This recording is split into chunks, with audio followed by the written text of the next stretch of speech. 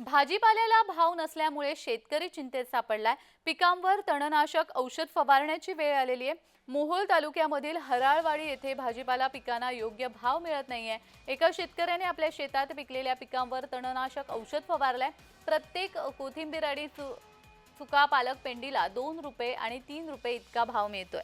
यामागे उत्पादन खर्चही मिळत नसल्यामुळे शेतकऱ्यांनी नाईलाजास्तव हे पाऊल उचलल्याचं दिसतंय।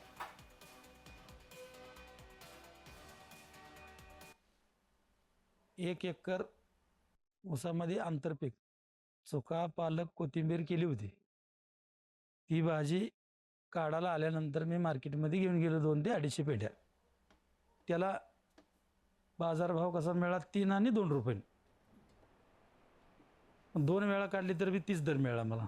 त्याच्यामुळे मी वैतागून ह्या भाजीला तणनाशक फवारून टाकलं। सरकारनं सगळ्या शेतकऱ्यांना हमी भाव द्यायला पाहिजे। असं वैतागून फवाराची पाळी येऊ नये कोणाला।